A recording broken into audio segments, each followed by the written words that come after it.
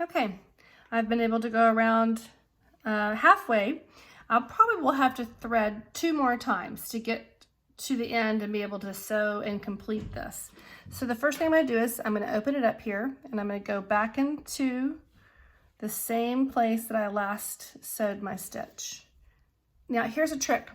You have to make sure, again, that your thread is long enough. If you wait until you have this much thread, you will not be able to cut off properly, and then you'll end up having a hole.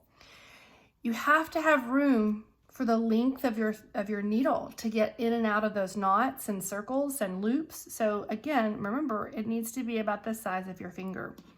So this is a little twisted, so let me untwist it. And remember, I'm only going through now, I'm tying it off, I'm only going through the front side, okay? So I did that little knot through the front, and I'm gonna do it one more time, but I'm only going through the front side. And see, I still have just enough room to get in there. I don't want that to be twisted. And your thread will twist also, just regular thread. So just every once in a while, lay it out, straighten it out. Okay, so now I have this little knot. Most people are real tempted. They want to cut real close down to the knot. Don't do that. Cut right here. Tuck, tuck, needle stuck, or put it in your pin cushion, and take this piece of thread, this little tail, and just tuck it inside. Okay? Just tuck it inside. And when you thread your needle again and start again, you're going to start back through this last stitch. You're going to connect them all. And now that piece of thread is stuck inside of the monster's head, and we will not ever see it again. Okay, we want to take our little excess thread and put it in our trash can. Okay, I want to show you how you're going to start back up once you've rethreaded.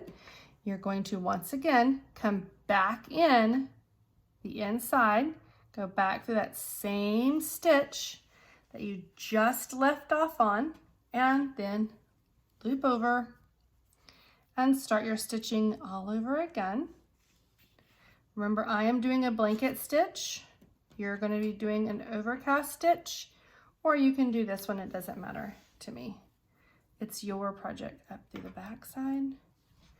And then as you can see, it's now creating the same lock as it goes along, okay? Up through the back. This time, you know, we are going through both pieces. I like to hold my finger there if I can get it in there. Makes it a lot easier.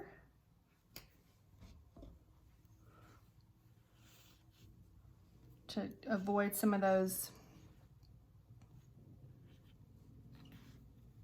knots and loops that gets really twisty at times. Okay, all right, so then I'm gonna proceed until I get to my stopping point, and when I get to the stopping point, we'll come back so that we can stuff it and then close it.